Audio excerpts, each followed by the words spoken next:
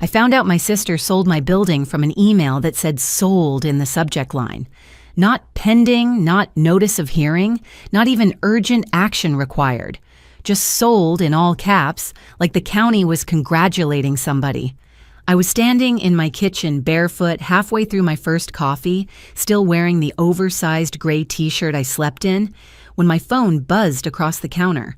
I almost ignored it. The sender looked official, but boring. County Tax Enforcement Portal.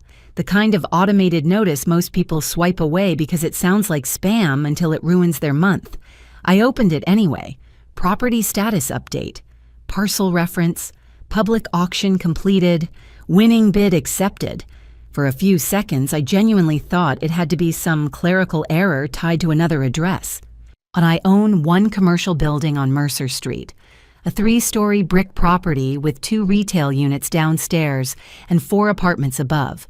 I bought it 6 years earlier after cashing out my consulting firm and taking a risk everyone in my family called reckless. The building was old, ugly in places, and needed everything. Roof work, wiring, plumbing, facade repairs. But it was mine. Free and clear, except for a small rehab line I had paid down aggressively. And now my phone was telling me it had been sold. I set the mug down so fast coffee hit the counter. Then I opened the attachment. Auction number, parcel number, legal description, mine. Every line was mine. My stomach dropped so hard I had to grip the edge of the sink. At the bottom of the notice was the sale time, 9:40 a.m. I checked the clock on the microwave, 9:53. And the auction had ended 13 minutes earlier. I called the county contact listed in the footer. Busy signal. Called again. Queue message. Called the treasurer's office. Transfer. Disconnected. Called back and finally got a woman in collections who asked for the parcel number twice, went quiet, then said, "Yes, ma'am. That parcel shows completed disposition through today's tax enforcement auction." "Completed how?" I asked. "Winning bid accepted. There's no delinquency on that property." "I can only see status from my side." "Then tell me what status you can see." Keyboard sounds. A pause. Then, "It shows petitioned under administrative authority 3 weeks ago." My throat tightened. "By who?" "Ma'am, I'm not authorized to read petitioner identity over general line." That was when I knew this wasn't just a county mistake. Someone had put the building into the pipeline on purpose.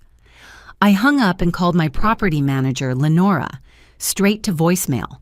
I called the contractor who had been on site the day before replacing rear stair railings. He picked up on the second ring. "Morning, Miss Hale. Was anyone at Mercer Street yesterday with papers? Sheriff, posting crew, court notice, anything?" He hesitated. "There was a woman there around lunch, blonde, sunglasses. Said she was your representative and asked if the tenants had been told about the sale." Sale. I shut my eyes. "Did you get her name?" "No, ma'am, but she acted like she belonged." My sister Audrey had built her whole life on that trick. She walked into rooms like ownership was just a tone of voice people rewarded. I was already in jeans by the time I called her. She answered on the 4th ring, a calm as ever. "Good morning." "Did you touch my building?" Silence for half a beat. Then she laughed softly. "So you finally check your email."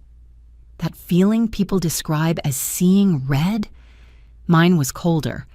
Like all the blood in my body had turned into something sharp. "What did you do?" "You're being dramatic," she said. "The property was distressed. The filing window was open and someone had to act before you buried yourself." "Buried myself?" I said. "There are no tax arrears on that building." "You should really read what you sign." I stopped moving. "What did I sign?" Another soft laugh. Not loud, not cruel on the surface. Audrey never wasted energy being openly monstrous if she could sound reasonable instead. That's the problem with you, Nora. You always think loving a thing makes you qualified to manage it. 9 minutes ago, the county told me my $800,000 building was sold, I said. So I'm going to ask you one time, what did you file? She exhaled like I was tiring her. If you want to discuss family assets, come to the courthouse steps. We're finalizing paperwork now. We? But she had already hung up. I left the coffee on the counter, grabbed my folder safe from the hall closet, and was in my car in under 2 minutes.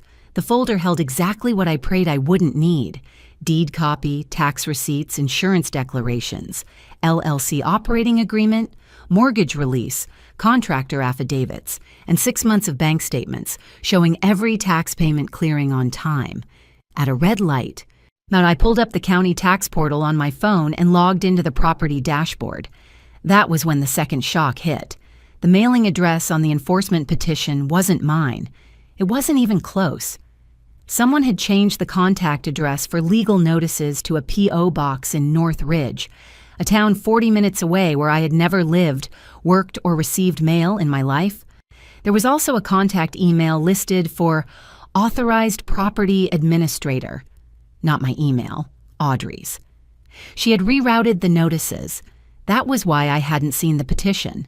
Not because the county never sent anything, because my sister made sure they sent it to her. By the time I reached downtown, my hands were steady again. Not calm, steady. There's a difference. Calm is when danger has passed. Steady is when your body realizes panic would only waste time. And the courthouse steps were crowded the way they always are after auction calendar. Investors folding papers into briefcases, clerks carrying boxes, bidders checking phones, a couple of deputies standing near the rail as if they had seen every ugly thing money could do to families and were no longer interested in being surprised. Audrey was halfway up the stairs, cream coat, dark sunglasses pushed up into her hair, one heel planted higher than the other, like she was posing for a lifestyle photo instead of standing on the bones of a theft. Beside her was a man from some title company, flipping through closing papers. And in Audrey's hand, of course, was my building file. Or enough of it to fake one. When she saw me, she smiled. Actually, smiled. "There you are," she said. "I was wondering if you were going to make me do all of this alone." I climbed the steps so fast a deputy watched me, but I stopped short before giving him a reason to intervene. "You rerouted my notices," I said. "You changed the legal contact on my property." Audrey tipped her head. "I corrected the contact trail on a neglected asset. It isn't neglected. You're months behind on reality, Nora." I pulled the printed tax receipts from my folder and shoved them toward the title rep. Every county tax payment is current. Every one. This sale is void. The man glanced at Audrey first. That told me everything. He had not come here expecting me. He had come here expecting the sister who spoke first. Audrey folded her arms. "The auction is already complete." "No," I said. "IDA portal status doesn't override title fraud."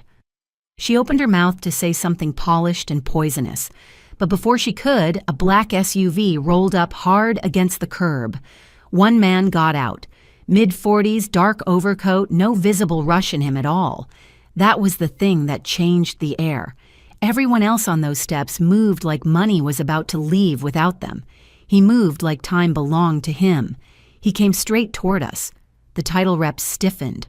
Audrey turned, annoyed at first, then uncertain. The man stopped 3 feet from her, reached inside his coat, and flipped open a badge. FBI. Then he looked from Audrey to the closing papers in her hand and asked, in a voice so level it cut through the entire staircase, "Who authorized this sale?" No one answered him. Not Audrey. Not the title rep. Not me. What the courthouse steps had gone strangely quiet. That particular kind of public silence that happens when a private scam suddenly realizes it has wandered into federal air. The man kept the badge up for exactly 1 more second, then closed it and slipped it back inside his coat. "Special Agent Colin Reese," he said. "Financial Crimes Task Force." The title rep swallowed so hard I could see it in his throat. Audrey recovered first. She always did. "I'm sorry," she said, smooth as glass, "but this is a family property dispute. I'm the acting administrator." Agent Reese looked at her the way surgeons look at bad scans. "Of what?" "My sister's building." "That isn't a legal role," he said. Audrey smiled anyway. Or no, it is when the owner has failed to maintain statutory obligations. I opened my folder and pulled out the deed copy so fast the paper snapped. I am the owner. Taxes are current. Notices were rerouted without authorization. She changed the contact address. Reese took the deed from me first, not from Audrey. That mattered. He scanned the parcel number, the ownership line, then asked, "You're Nora Hale?" "Yes." He turned to the title rep. "And you were about to close an auction disposition on a parcel owned by a woman standing here with current tax receipts in her hand." The rep licked his lips. "We were relying on county auction status and petitioner representations." "Whose representations?" No one spoke. Reese looked at the deputy standing near the rail. "When I need these parties held in place for document review." That deputy didn't argue. He just stepped closer. Audrey's tone sharpened. "You cannot detain me over a civil misunderstanding." Reese looked at her. "Then clear it up." He held out his hand. "Show me the authority you use to change the legal contact, petition the parcel, and move this property into auction." Audrey passed him a file from her coat with a little too much confidence. That was her mistake. Innocent people hand things over hoping they help. Audrey handed papers over like she still believed the right stationery could bully its way through facts. Reese opened the file and read in silence. I watched his eyes stop on one page, then go back.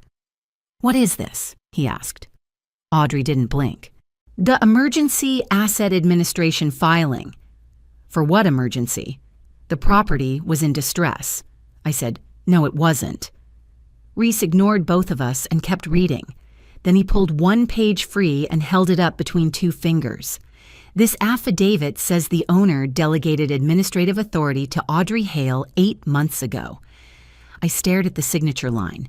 It had my name on it, and it was as fake as the first breath I took after opening that sold email. "That is not my signature," I said. Audrey sighed like I was embarrassing her. "You signed a stack of refinancing and repair documents last year. Maybe you don't remember every page." I took one step toward her. "I remember not giving you my building." The deputy shifted slightly, warning us both with posture alone. Reese flipped to the notary line. Then he got very still. I had seen that look once before, years earlier, when my own attorney found a forged lien release buried in a closing packet and stopped smiling halfway through a sentence. Reese turned the page toward the title rep. "You notice this?" The rep looked, then immediately wished he hadn't. The notary commission number was printed at the bottom. Expired. Expired by more than a year. Audrey's face changed. Not much, but enough. Reese didn't raise his voice. "You brought an expired notary affidavit to a county auction closing and expected title to move on it?" "It was an old form," Audrey said quickly, "but the authority itself is real." "No," I said, "it isn't." He looked at me. "Did you ever appoint her to manage this parcel?" "No." "Did you authorize an address change to a Northridge P.O.? A box?" "No." "Did you authorize auction petitioning?" "No." He nodded once, then pulled a second sheet from Audrey's file. This one had county portal screenshots attached to it. Contact update. Notice rewrote. Administrative filer request. Under requester email was an address I knew instantly, not Audrey's personal one. A business email from a Shell LLC she'd used before when she tried to broker 2 short-term rentals she did not own and nearly got herself sued. Reese saw my expression. "You know this entity?" "Yes," I said. "It's hers." Audrey snapped, "It is a management vehicle." Reese finally looked at her long enough for the mask to slip. "No," he said. "It's one of 3 entities we've been tracing through distressed property petitions, fraudulent contact changes, and auction interference across 2 counties." The air left my lungs, and the title rep actually took a step back. Audrey laughed once, too sharp. "That is absurd." "Is it?" Reese asked. He reached into his coat again. Not for the badge this time, but for a folded packet clipped with a yellow evidence tab. He opened it and placed the first page on top of Audrey's own file. Same Shell LLC. Same office box in North Ridge. Same formatting on contact change requests. 3 other parcels. 2 elderly owners. 1 deceased owner whose heirs were never notified. My hands went cold. This was bigger than my building. Much bigger. Audrey saw it too. I want a lawyer. Reese nodded. That's the first smart thing you've said. The title rep whispered, Agent Reese. Am I understanding correctly that the winning bid was federal cover? Reese said. Yes. Then he looked at me. Now, we placed the winning bid because we needed to see who showed up to collect. I stared at him. He pointed to Audrey's file. Your sister didn't just try to sell your building. She used a petition structure we've been investigating for bid rigging and fraudulent seizure diversion, which is why I'm going to ask this one more time. He turned back to Audrey. Who gave you the authority to sell property you did not own? Audrey opened her mouth. But before she could answer, another county clerk came hurrying out through the courthouse doors, carrying a printout and looking directly at Reese. Agent, she said out of breath, you need to see this. The original contact change on the parcel didn't come from a public portal submission. Reese took the paper, read 1 line, then lifted his eyes to Audrey. It came from an internal clerk override. Audrey did not answer him. For the first time in her life, my sister looked like someone who had run out of rooms she knew how to control. What internal clerk override? She said finally, too sharp, too fast. The county employee who had rushed outside was still breathing hard. She was young, red-faced, hair slipping out of a clip, and holding the printout like it had burned her fingers on the way down the steps. The parcel contact wasn't changed through the owner portal, she said. It was changed from inside the records console under supervisor credentials. Reese took the page from her and scanned it once. Then he turned it toward me. Parcel. Mine. Original mailing address. Mine. Override timestamp. 3 weeks earlier, 8:14 a.m. New legal notice address, North Ridge P.O. Box. The request basis. Petitioner provided authority packet verified by internal review. Authorizing user M. Cutter. That name hit me in the chest hard enough to make me sway. Not because I knew 100 M. Cutters, because I knew exactly one. Mason Cutter, assistant clerk in the county tax office, and Audrey's ex-boyfriend. Of course. 2 years earlier, she had dragged him to my building's holiday open house in a navy coat, too expensive for county salary, and introduced him to everyone like she was showing off a future appointment, not a man. They broke up noisily 6 months later, but men like Mason never really left Audrey's orbit. She didn't let people go if they still had uses. Reese saw my face change. You know him? Yes, I said. He used to date my sister. That landed. Not loudly, but hard. The deputy nearest us shifted position. When the title rep looked like he wished the stone staircase would open and swallow him whole. Audrey folded her arms tighter. That proves nothing. No, Reese said. It proves where we look next. He signaled the county employee. Get me console access logs, document ingestion history, and every parcel touch under Cutter's credentials for the last 90 days. She nodded and hurried back inside. Audrey made a quick decision then, the kind people like her always make when facts start organizing themselves without permission. She pivoted from authority to performance. This is insane, she said, pitching her voice just high enough to sound wronged but not shrill. I stepped in because Nora was letting that building rot. Tenants were complaining. Bills were being ignored. I was trying to preserve value. I almost laughed in her face. Or preserve value? I said. You listed my occupied building for seizure sale. It was distressed. It was profitable. The title rep finally found a voice. Ms. Hale, were there actual delinquency certificates issued on the parcel? Reese answered before Audrey could. Good question. He held out a hand to me. Tax receipts. I gave him the folder. He flipped through the printed statements, checking county account numbers, payment confirmations, and posting dates.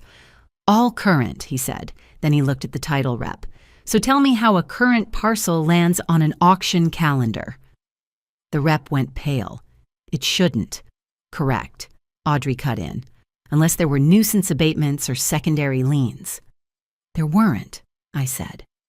Reese checked the county summary sheet clipped inside my folder, then nodded once. There weren't. He turned to the deputy. I need no one leaving these steps until county council gets here. Audrey took one heel step back. I am not being held here like a criminal. The deputy's answer was simple. Then don't leave like one. That was when my phone buzzed. Lenora, my property manager. I answered immediately. Nora, she said without hello, I've got 2 tenants calling in a panic. Someone taped notices to the front glass saying, title transferred pending purchaser possession. Also, paper shuffling, there's a locksmith van outside. My entire body went cold. I looked at Reese. They sent a locksmith to my building. His head snapped up. Address? I gave it to him. He was already on his phone before I finished the street name. Unit on Mercer, he said the second someone answered. Get there now. Stop any lock change. Preserve posted notices. Photograph vehicles and IDs. Audrey spoke at once. That was standard post-sale securing? Reese stared at her. On a sale you had no authority to conduct. My sister's mouth tightened. There it was again. That small, ugly flicker she got when reality refused to bend just because she had started counting money early. 10 minutes later, county council arrived. Older woman. Hard face, flat shoes, expression of someone who had spent the day putting out fires caused by people with confidence and no ethics. Her name was Teresa Lowe. Reese brought her up to speed in under a minute. No drama, just facts.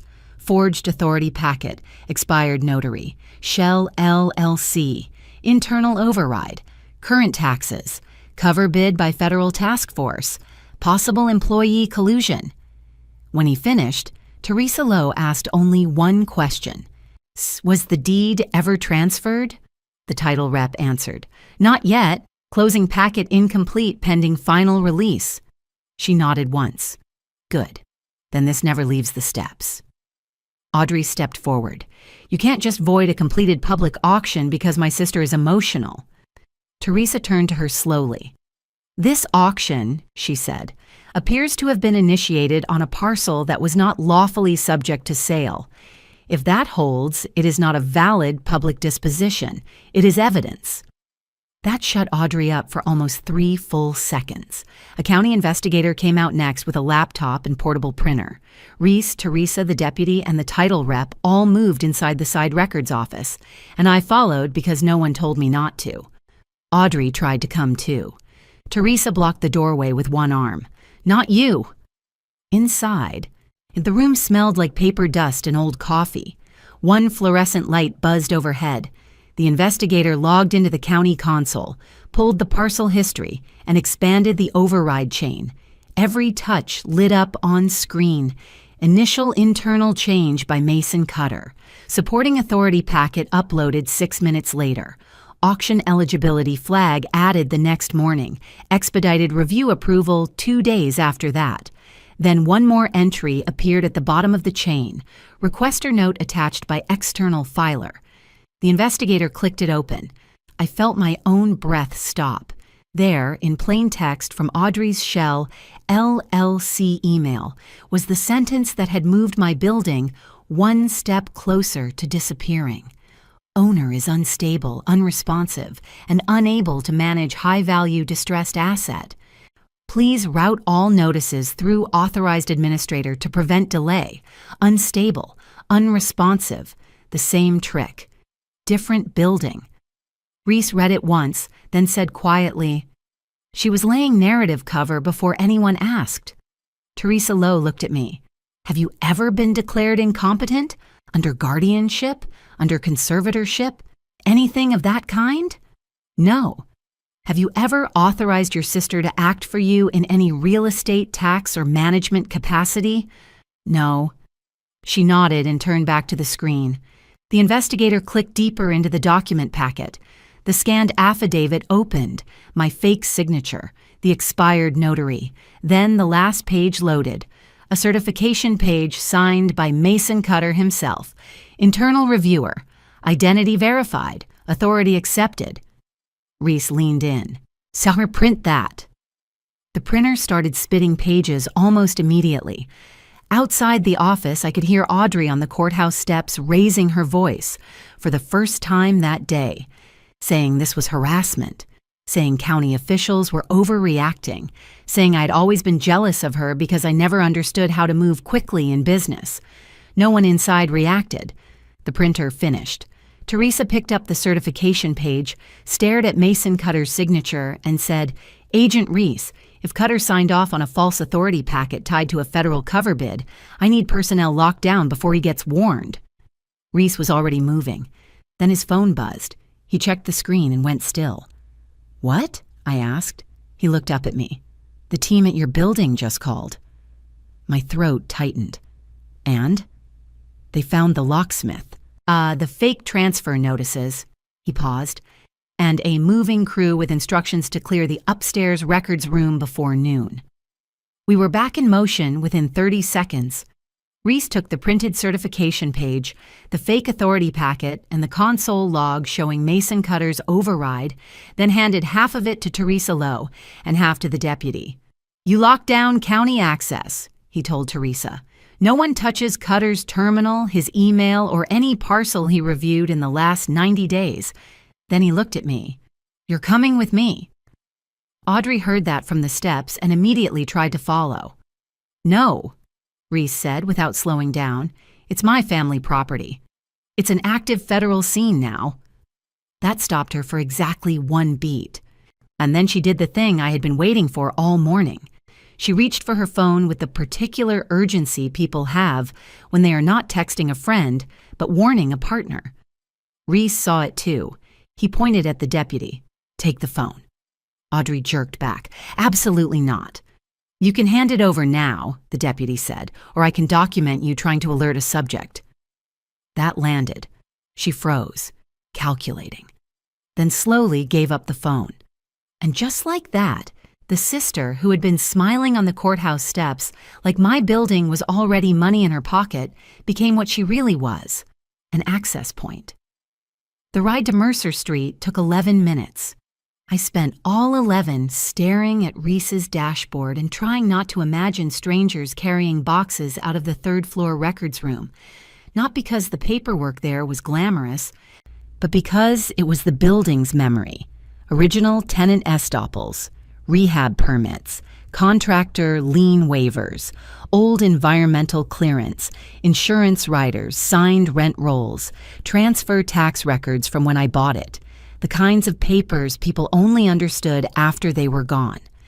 When we turned onto Mercer, I saw the moving truck first, white box truck, no company logo, rear door open, then the locksmith van, then my building, with 2 fake transfer notices taped to the front glass and one of my tenants standing on the sidewalk filming everything with her phone.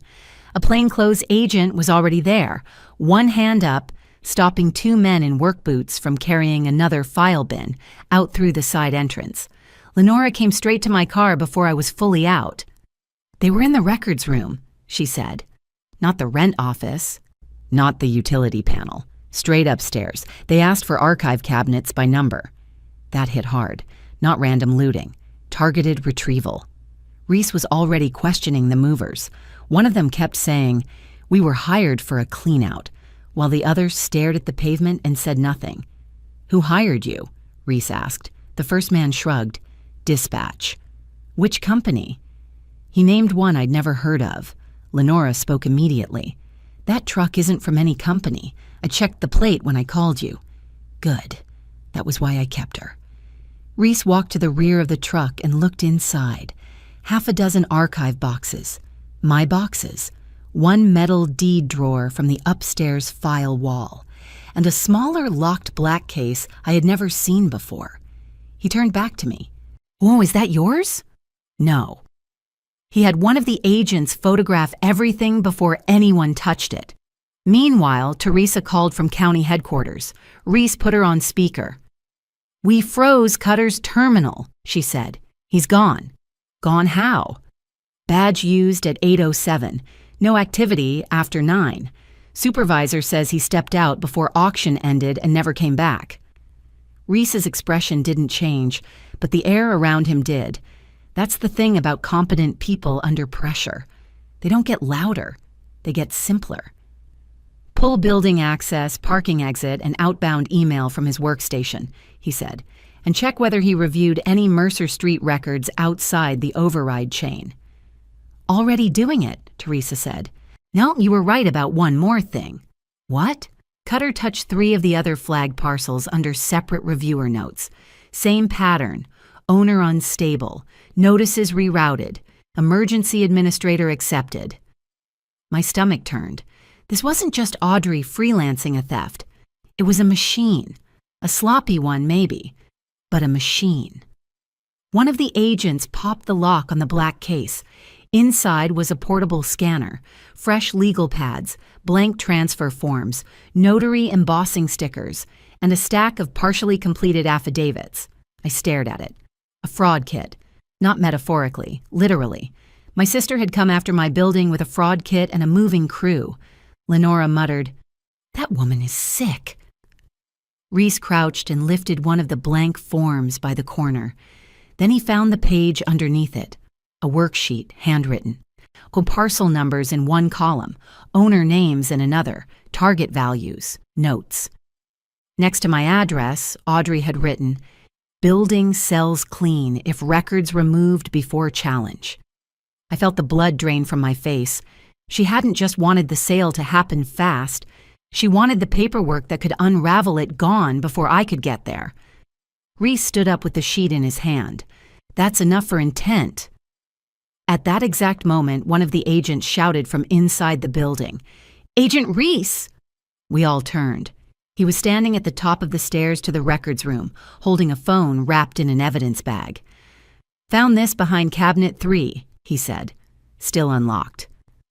Reese took it, glanced at the screen, and his jaw set. "What is it?" I asked. He showed me. Text thread. Audrey and Mason Cutter. Messages from that morning. Auction closes at 9:40, move crew at 10. Pull records first if Nora shows. Stall her on title, use the unstable line again if needed. Again. The same word from the county note. The same word from the records office. The same word scammers use when they need institutions to trust their confidence more than your ownership. Reese scrolled once more, then stopped.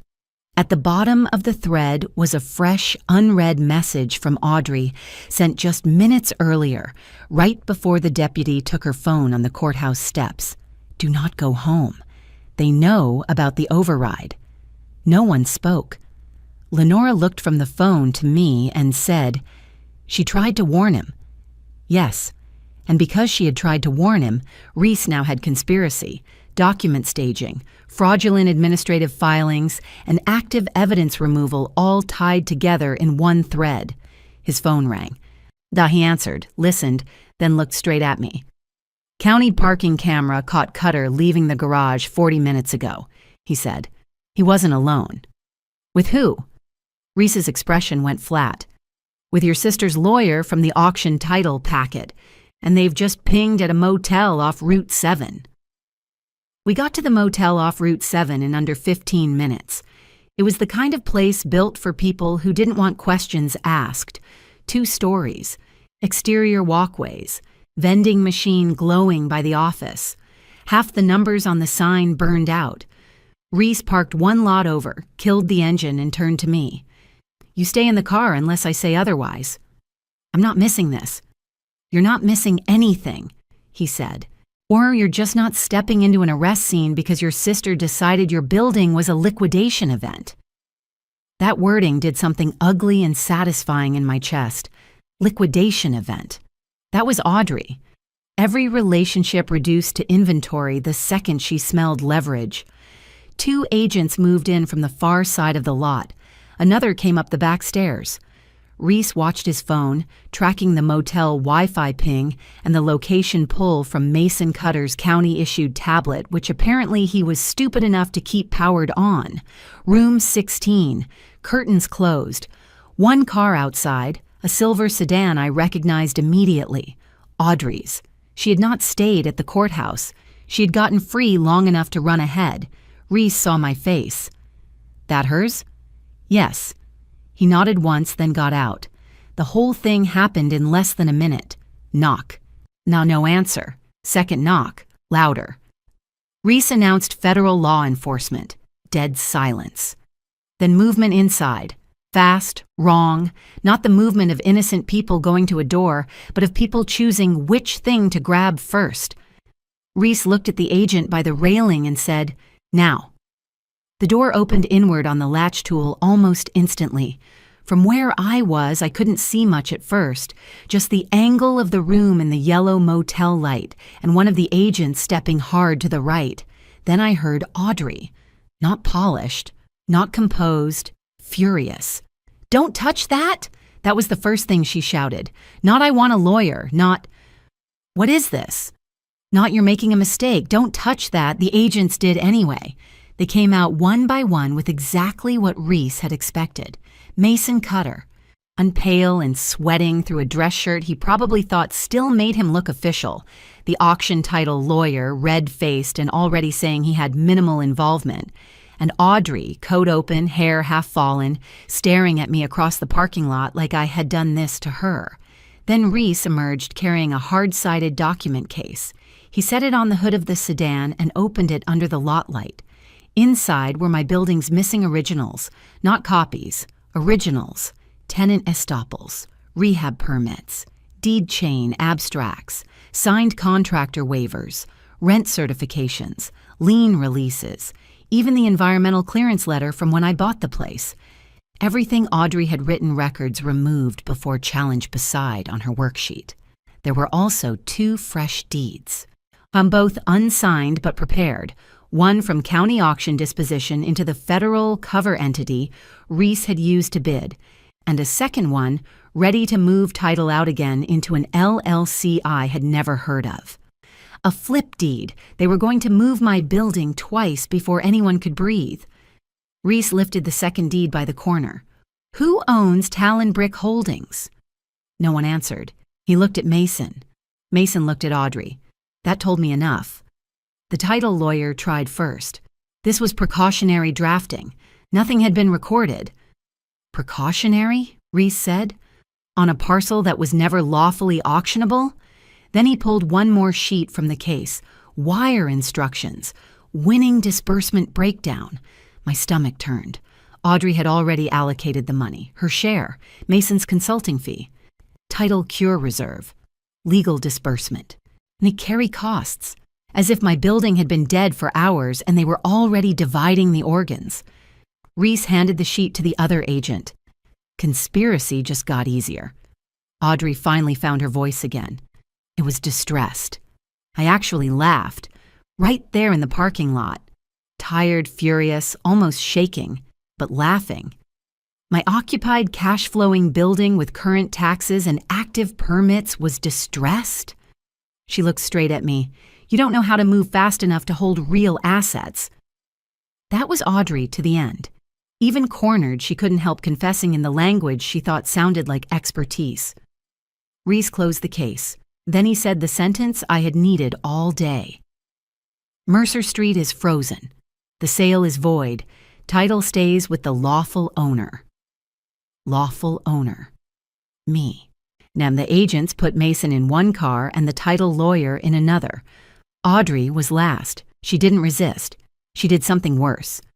She leaned toward me as they walked her past and said quietly, bitterly, like she still believed we were in a private fight she might win later, "You would have lost it eventually." I looked at her and said, "Maybe. But you still don't get to steal the ending." That was the last thing I said to my sister before they took her away. By the time I got back to Mercer Street, the fake transfer notices were down, the locksmith van was gone, and my tenant on the sidewalk had uploaded half the day to the internet, which turned out to be more useful than anyone expected.